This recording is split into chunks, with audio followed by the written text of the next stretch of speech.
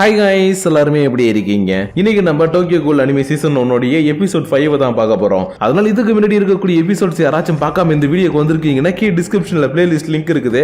அதை யூஸ் பண்ணி போய் ஒன்ஸ் பார்த்துட்டு வந்துருங்க. அப்பதான் இன்னைக்கு நம்ம பார்க்க போற இந்த எபிசோட்ல இருக்கக்கூடிய ஸ்டோரியை உங்களால தெளிவா புரிஞ்சுக்க முடியும். சோ பார்க்காதவங்க போய் பார்த்துட்டு வந்துருங்க. அப்புறம் அப்படியே நம்ம சேனலுக்கு இன்னும் சப்ஸ்கிரைப் பண்ணாம யாராச்சும் இந்த வீடியோ பார்த்துக்கிட்டு இருக்கீங்கன்னா உடனே சப்ஸ்கிரைப் பண்ணிடாதீங்க. அதுக்கு பதிலா எப்பயும் போல இந்த வீடியோ பார்த்து முடிச்சிட்டு நம்ம சேனல்ல இருக்கக்கூடிய மத்த வீடியோ எல்லாத்தையும் ஒரு தடவை செக் பண்ணி பாருங்க. அப்போ உங்களுக்கு பிடிச்சிருந்தா மட்டும் சப்ஸ்கிரைப் பண்ணி பெல் ஐகான் ஆல்ல வச்சுக்கோங்க. அது கூட சேர்த்து நம்ம சோஷியல் மீடியாவோட லிங்க் எல்லாமே கீழ டிஸ்கிரிப்ஷன்ல இருக்கு.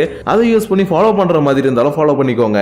ஏன்னா இப்போ நீங்க பாத்துக்கிட்டு இருக்கிறது இன்ஃபினிட்டி அனிமேஷன் சேனல். வாங்க டைம் வேஸ்ட் பண்ணாம இந்த எபிசோடுக்குள்ள போயிரலாம். சோ இந்த எபிசோட் ஓபன் பண்ணதும் காணிக்கு ஏதோ ஒரு பயங்கரமான இடத்துக்கு நடுவுல மாட்டிக்கிட்டு இருக்க. இவனை சுத்தி எக்கச்சக்க பேர் இருக்காங்க.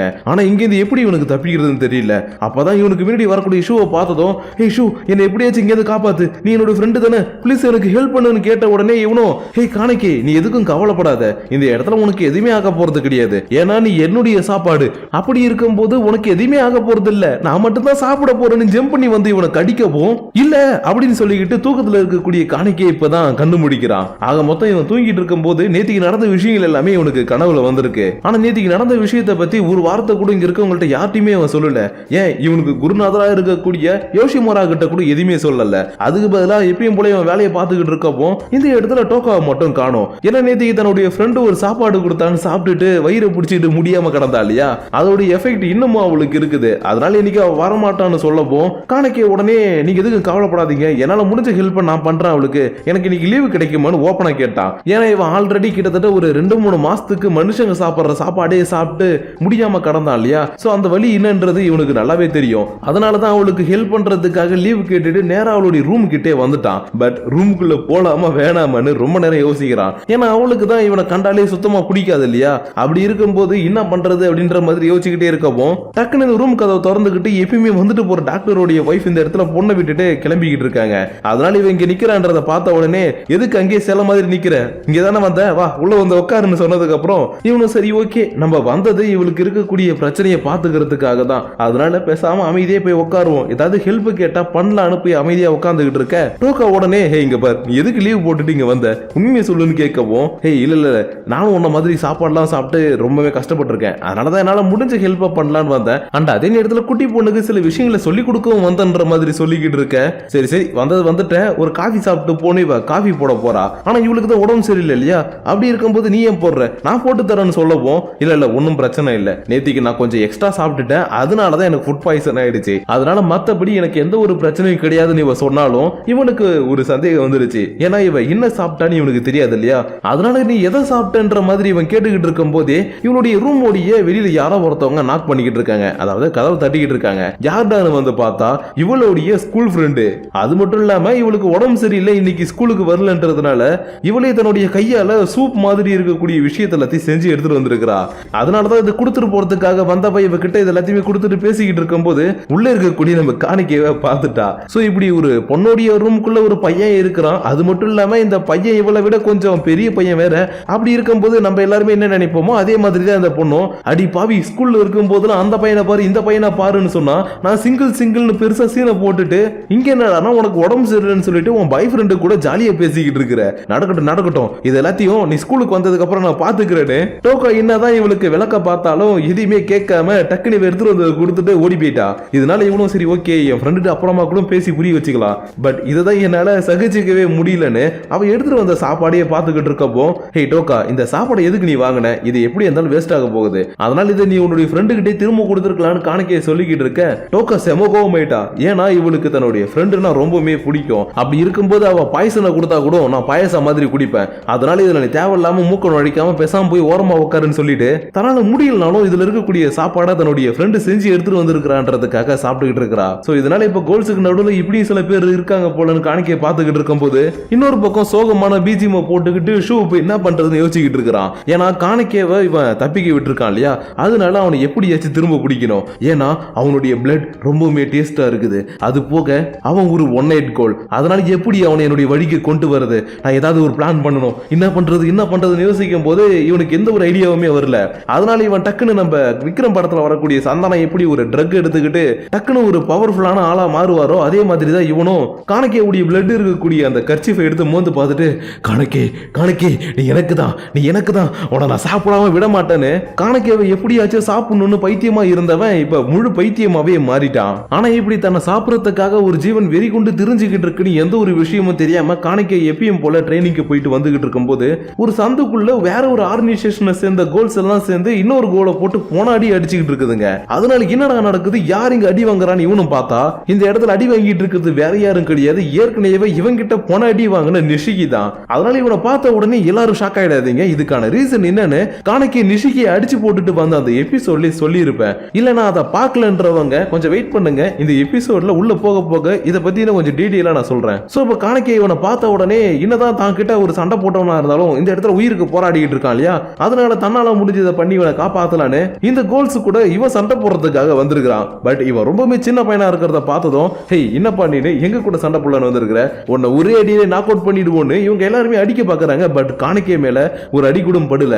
ஏன்னா இவன் ட்ரைனிங் எடுத்து ஒவ்வொரு நாளும் தன்னுடைய ஸ்கில் இம்ப்ரூவ் பண்ணிட்டான். அதனால இப்போ இவன் ஒரு கோலா மாறாமலே அசால்ட்டா இவனை அடிச்சு போட்டதுக்கு அப்புறம் நிஷிகி அவனுடைய வீட்டுக்கு தூக்கிட்டு போக இந்த இடத்துல ஒரு பொண்ணு டக்குன்னு நிஷிகி இப்படி இருக்கிறத பார்த்துட்டு உனக்கு என்னாச்சுன்னு ரொம்பவே பதறிக்கிட்டு இருக்கிறா. அது மட்டும் இல்லாம இவன் ஒரு ஹியூமன். சோ இப்படி இருக்கும்போது இவன் எதுக்காக ஒரு கோலுக்கு ஹெல்ப் பண்றா, அது மட்டும் இல்லாம இவனுக்கு இருக்கக்கூடிய நிலைமையை பார்த்துட்டு இவன் எதுக்கு பதறான்னு இவகிட்ட விசாரிக்கும் போதுதான் தெரியுது இந்த பொண்ணு நிஷிகியும் லவ் பண்ணிக்கிட்டு இருக்காங்கன்னு. ஆனா இப்படி இருக்கிறது சாத்தியமே இல்லையே, உங்களுக்கு அவர் யாருன்றது நல்லா தெரியுமான்னு கேட்கவும் எனக்கு தெரியும்பா, அவர் யாரு, அவருடைய லைஃப் எப்படி இருந்தது, இப்போ எப்படி இருக்கிறாருன்ற எல்லா விஷயமும் எனக்கு தெரியும், அது தெரிஞ்சதுக்கு அப்புறமேட்டு தான் அவர் நான் லவ் பண்ண ஆரம்பிச்சிருக்கிறேன்னு சொல்லிக்கிட்டு இருக்கிறா. இருந்தாலும் இவனுக்குள்ள ஒரு சின்ன ஒரு உறுத்தல் இருக்குது. ஏன்னா ஒரு கோல் கூட ஒரு மனுஷியாலே வாழ முடியாது இல்லையா, அதனால சப்போஸ் நாளைக்கு அவர் ஒரு கோல் என்ற விஷயம் எல்லாருக்குமே தெரிய வந்துருச்சுன்னா நீங்க என்ன பண்ணுவீங்கன்னு கேட்டதும் இங்க பார்ப்பா உனக்கு நான் சொல்றது புரியுமா புரியாதான்லாம் எனக்கு தெரியாது, ஆனா நான் சொல்றேன் முடிஞ்ச அளவுக்கு புரிஞ்சுக்க ட்ரை பண்ணு. ஒரு காதல் ஒருத்தவனை எப்படி வேணாலும் மாத்தோம், அதே மாதிரி தான் எங்களுக்குள்ள இருக்கக்கூடிய காதல்னால நாங்க இந்த சொசைட்டியை பத்தியும் கவலைப்படல, எங்க ஃபேமிலியை பத்தியும் கவலைப்படல, அதுக்கு பதிலாக எங்களுடைய ஃபியூச்சரை பத்தி தான் நாங்க கவலைப்படுறோம்ன்ற மாதிரி சொல்லிக்கிட்டு இருந்ததுக்கு அப்புறம் இன்னொரு முக்கியமான விஷயத்தையும் சொல்றாங்க. என்னன்னா இப்ப நிஷிக்கு ரீசென்ட் டேஸாவே யாருமே சாப்பிடுறது கிடையாது. அதுக்கு காரணமும் இந்த பொண்ணு தான். ஏன்னா லவ் பண்றாங்க இல்லையா, அதனால இவ யாரையும் நீ கொல்லக்கூடாது அப்படின்ற மாதிரி சொன்னதுல இருந்து அவன் அதிகமா சாப்பிடவே இல்லை. அதனாலதான் இன்னைக்கு அடி வாங்கினதுக்கு அப்புறம் அவனுக்கு ரொம்பவே முடியாம போயிருந்திருக்கும். அதனால இப்ப நிஷிக்கியை காப்பாத்துறதுக்கு எனக்கு என்ன பண்றதுன்னே தெரியல இப்ப சொல்லிக்கிட்டு இருக்கும் போது தான் இவன் உடனே ஒரு ஐடியா கொடுக்குறான். என்னன்னா அந்த கோல்ஸுக்கு எல்லாத்துக்கும் காஃபி குடிக்கிறது ரொம்ப பிடிக்கும் இல்லையா, அதனால நீங்க போயிட்டு நிஷிக்கிக்கு ஒரு நல்ல காஃபி பவுடர் வாங்கிட்டு வந்து காஃபி போட்டு கொடுங்க, நான் அதுக்குள்ள போயிட்டு அன்டேக்ல இருந்து நல்ல சாப்பாடு கொஞ்சம் கொண்டு வரேன், அதை சாப்பிட்டாருன்னா அவர் சீக்கிரமா ஹீல் ஆயிடுவாரு, அதனால நீங்க எதுக்கும் ஃபீல் பண்ணாதீங்க, நான் உங்களுக்கு ஹெல்ப் பண்றேன்னு சொல்லவும் இவ்வளவு சரி ஓகேன்னு சொல்லிட்டு பக்கத்துல இருக்கக்கூடிய மார்ட்ல போயிட்டு சில பொருள் எல்லாத்தையுமே வாங்கிட்டு வந்துகிட்டு இருக்க, இன்னொரு பக்கம் காணிக்க அன்டேக்குள்ள இருந்து சாப்பாடு எல்லாத்தையுமே எடுத்துக்கிட்டு வீட்டுக்கே வந்துட்டான். பட் இன்னமும் அந்த பொண்ணு வீட்டுக்கு வரல, கதவு லாக் ஆன நிலைமையில இருக்குது. அதனால என்ன ஆச்சுன்னே தெரியல. இவன் கதவை திறந்துட்டு உள்ள போய் பார்த்தா இந்த இடத்துல இருக்க வேண்டிய அந்த பொண்ணு இல்ல, அதுக்கு பதிலா பால்கனியில ஒரு ரோஸ் கூட சேர்ந்த ஒரு லெட்டர் மட்டும் இருக்குது. அதனால அந்த லெட்டர் என்ன யார்கிட்ட இது வந்திருக்குது இவன் பிரிச்சு படிச்சு பார்த்தா, ஹே காணிக்கே நீ தேடிக்கிட்டு இருக்கக்கூடிய அந்த பொண்ணு வேற எங்கேயும் இல்ல என்கிட்ட தான் இருக்கிறா, சோ அந்த பொண்ணு உனக்கு வேணும்னா நீ நான் சொல்ற இடத்துக்கு தனியா வரணும்னு ஷூ தான் அந்த லெட்டர்ல ஒரு சர்ச்சோடைய லொகேஷனை பின் பண்ணி அனுப்பி வச்சிருக்கான். ஏன்னா காணிக்கே இப்ப இவங்களுக்கு ஹெல்ப் பண்றதுக்காக தானே இவங்க கூட இங்க இருக்கிறான். அதனால இவங்களை கடத்தி நம்ம காணிக்கையை பிளாக்மெயில் பண்ணி சாப்பிட்டுலான்னு ஒரு வில்லத்தனமான ஒரு பிளான ரொம்ப நேரமா யோசிச்சு போட்டிருக்கான் போல. அதனாலதான் இப்படி ஒரு லெட்டர் அனுப்பி இவனை ஒரு இடத்துக்கு வர சொன்னதுக்கு அப்புறம் இவன் மட்டும் தனியா அந்த இடத்துக்கு போலான்னு பாக்குறான். ஆனா அதுக்குள்ள நிஷிகி கொஞ்சம் கான்சியஸுக்கு வந்து நானும் ஹெல்ப் பண்ண வரேன்னு சொல்லவும், இல்ல நிஷிகி நீ இப்ப வந்து கண்டிப்பா இறந்துருவ, அதனால இங்க இருக்கிறது உனக்கு நல்லது, நான் போய் எல்லா பிரச்சனையும் சமாளிச்சுக்கிறேன்னு சொன்னாலும் இவன் கேட்காம ஷூ சொன்ன இடத்துக்கு காணிக்கை கூட சேர்ந்து வந்ததும், ஹே ஷூ உனக்கு இன்னும் தைரியம் இருந்ததுன்னா நான் வீக்கா இருக்கிற நேரம் பார்த்து என்னுடைய ஆள் மேல கை வச்சிருப்பேன், உன நான் சும்மா ஓட போறது கிடையாதுடா, மரியாதையா அவளை விட்டுடுன்னு கத்திக்கிட்டே இருக்கவும், ஹே இங்க பார்ப்பா கத்தாத நான் உன்னை இவளை சாப்பிடறதுக்காக இந்த இடத்துக்கு கூட்டிட்டு வரல, அதுக்கு பதிலா இவனை சாப்பிடணுன்றதுக்காக தான் நான் கடத்திட்டு வந்தேன், ஏன்னா இவன் ரொம்பவுமே டேஸ்டா இருப்பான். ஹே கணக்கே ஒரு வழியே நீங்க வந்துட்ட, அது மட்டும் இல்லாம இப்ப நான் உன்னை சாப்பிட போறேன், சோ சொல்லு உனக்கு ஏதாவது கடைசி ஆசை இருக்குதான்னு இவன் கிட்ட ஒரு மாதிரி வித்தியாசமா கேட்டுக்கிட்டு இருக்கப்போ, டி நீ ஆள் மேல கைய வச்சது மட்டும் இல்லாம எனக்கு ஹெல்ப் பண்ணவனே சாப்பிட பாக்குறியாடான்னு நிஷிக்கு சடனா நல்லவனா மாதிரி இவன் அடிக்க பாக்க, என்னடா டக்குன்னு நல்லவனா மாறிட்டேன்னு இவன் புடிச்சு போட்டு ஒரே அடியிலே நாக் அவுட் பண்ணிட்டான். ஏன்னா நிஷிக்கு தான் எந்த ஒரு ஹியூமனும் சாப்பிடாம வீக்கா இருக்கான் இல்லையா, அதனாலதான் ஒரே அடியிலே அவனை நாக் அவுட் பண்ணி போட்டுட்டு ஓகே இது சாப்பாட்டு நேரம்ன்ற மாதிரி இவன் சொல்லவும், அடச்ச நான் உன்னை சும்மா விட மாட்டான்டான்னு இவனுக்கு பின்னாடி நின்று இருந்த காணிக்கவும் தன்னால முடிஞ்ச அளவுக்கு இவனை அடிக்கிறதுக்காக ட்ரை பண்றான். பட் இவன் மேல ஒரு கை கூடும் படவே இல்லை. ஏன்னா இவன் வீக்லி பார்ட்டி நடத்துறன்ற பேர்ல எக்கச்சக்க மனுஷங்களை சாப்பிடுறதுனால இவனுக்கு காணிக்கையை விட பவர் அதிகமா இருக்குது. அதனாலதான் உன்னால முடியாதுப்பா, நீ எனக்கு மட்டும்தான், அதனால தலையை வெட்டுறதுக்கு முன்னாடி ஆடு துடிக்கிற மாதிரி துடிக்காதன்னு இவன் கூட சண்டை போட்டுக்கிட்டே பண்ணிக்கிட்டே இருக்கவும் சடனா யாரோ ஒருத்தவங்க அவனை அட்டாக் பண்ணி இவனுடைய உடம்புல இருந்து ரத்தத்தை வர வச்சுட்டாங்க. யாருடான்னு பார்த்தா நம்ம டோக்கா தான். ஏன்னா காணிக்கை சடனா வந்து சாப்பாடு எடுத்துக்கிட்டு எங்கேயோ வெளியில போறத பார்த்ததுனால ஏதோ ஒண்ணு தப்பா இருக்குதுன்னு இவ பின்னாடியே ஃபாலோ பண்ணிட்டு வந்திருப்பா. அதனாலதான் இவனை காப்பாத்துறதுக்காக இந்த இடத்துல வந்து இவனை அட்டாக் பண்ணதுக்கு அப்புறம், ஓ டோக்கா நீ இந்த இடத்துக்கு இவனை காப்பாத்துறதுக்காக வருவேன்னு நான் கொஞ்சம் கூட எதிர்பார்க்கல. ஆனா நீ இந்த இடத்துக்கு வந்துட்ட. அது மட்டும் இல்லாம என்னுடைய முகத்துல வேற கோடை போட்டுட்ட.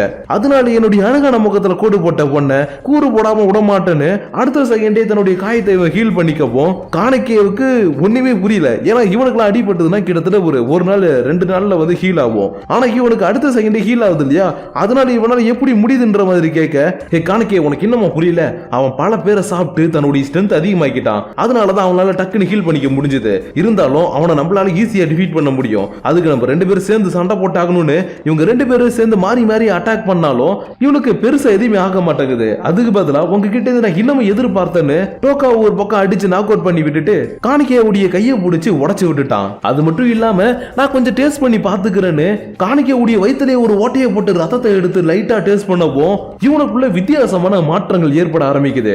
ஏன்னா 1 நைட் கோலோடைய ரத்தம் எல்லாமே இன்னொரு கோல்ஸுக்கு பவர் அதிகமா கொடுக்கும் இல்லையா, அதனாலதான் லைட்டா இவனுடைய ரத்தத்தை டேஸ்ட் பண்ணதுக்கே இவனுக்குள்ள எக்கச்சக்கமான பவர் வந்துகிட்டு இருக்க.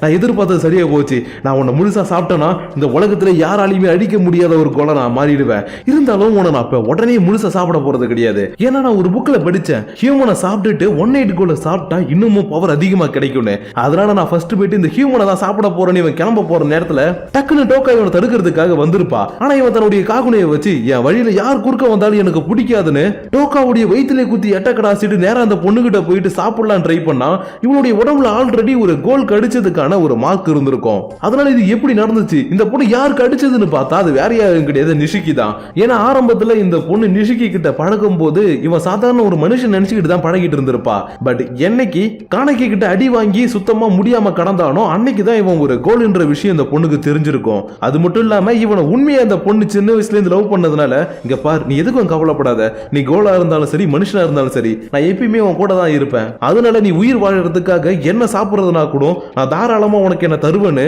இந்த பொண்ணே தான் தன்னுடைய உடம்பை கொடுத்து அன்னைக்கு இவனை லைட்டா ஹீல் பண்ணி விட்டு இருந்திருக்கிறா. அது போக இவ தன்னுடைய உடம்பை கொடுத்ததுனால நிஷிக்கு மறுநாள்ல இருந்து எந்த ஒரு ஹியூமன்ஸையும் நான் அட்டாக் பண்ண மாட்டேன்னு ப்ராமிஸும் பண்ணியிருந்திருப்பான். அதனால அந்த விஷயத்துல எல்லாத்தையும் இப்ப நிஷிக்கு மயக்கத்துல இருந்து எழுந்து லைட்டா இவங்கிட்ட சொன்ன உடனே இன்னொருத்தர் சாப்பிட்ட சாப்பாடை நான் கண்டிப்பா சாப்பிட மாட்டேன், அதனால இவன் உயிரோட இருக்கிறதே வேஸ்ட்னு தன்னுடைய காகனையை வச்சு இவளை அட்டாக் பண்ண போக திரும்பவும் நிஷிக்கு குறுக்க வந்து தடுக்கிறதுக்காக வந்திருப்பான். ஆனா இவன் கொஞ்சம் ஸ்ட்ராங்கா இருக்கிறதுனால, டேய் போனா போது நீ என்னோட ஸ்பீஷீஸ் ஆச்சுன்னு உன்னை உயிரோட விடலான்னு பார்த்தா நீ திரும்ப திரும்ப இந்த ஒரு ஹியூமனுக்காக என்ன அட்டாக் பண்றதுக்காக வரல, அதனால இதுக்கப்புறம் நான் உனக்கு கருணையை காட்ட போறது கிடையாது, செத்து போடான்னு தன்னுடைய காகுனையை வச்சு இவனுடைய வயிற்றுல குத்துன்னு குத்திக்கிட்டே இருக்கிறான். ஆனா இது எல்லாத்தையும் பார்த்துட்டு இருக்கக்கூடிய காணிக்கையால எதுவுமே பண்ண முடியாது.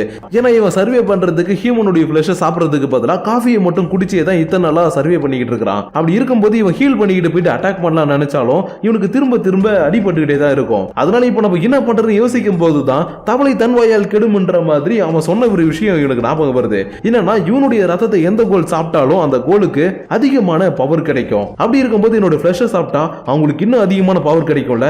அப்பனா டோக்கா உன்னால ஏந்திரிக்க முடியுமா, வா வந்து என்னோட ஃபிளஷை சாப்பிடு, அது மூலியமா அவனை தடுக்கலாம்னு சொன்னதும் டோக்காவும் சரி வேற வழி இல்ல, அவனை தடுக்கணும் இதுதான் பண்ணி ஆகணும்னு என்னுடைய ஃபிளஷை சாப்பிடறதுக்காக வந்த உடனே, ஹே ஷூ உன்னுடைய கதையை நாங்க முடிக்க போறோம்னு சொல்லிட்டு இவனுடைய ஃபிளஷை கடிக்க டோக்காவுக்கு எக்கச்சக்கமான பவர் வந்து இவனுடைய காகோனை அப்படியே கொழுந்து விட்டு எரிஞ்சுக்கிட்டு இருக்கப்போ ஷூ இது எல்லாத்தையும் பார்த்துட்டு இல்ல போச்சு எல்லாமே போச்சு, இப்படி நடந்திருக்கவே கூடாதுன்னு கொஞ்சம் பயப்பட ஆரம்பிக்கப்போ அப்படியே இந்த இடத்துல இந்த எபிசோட முடிச்சிட்டாங்க. சோ கைஸ் இதுக்கப்புறம் என்ன நடக்க போகுது அப்படின்றத நம்ம நாளைக்கான எபிசோட்ல பார்த்து தெரிஞ்சுக்கலாம். பட் நான் நேத்திக்கே ஒரு விஷயம் சொல்லியிருந்தேன், இதுக்கப்புறம் எபிசோட்ஸ்லாம் கொஞ்சம் விறுவிறுப்பா போகும்னு.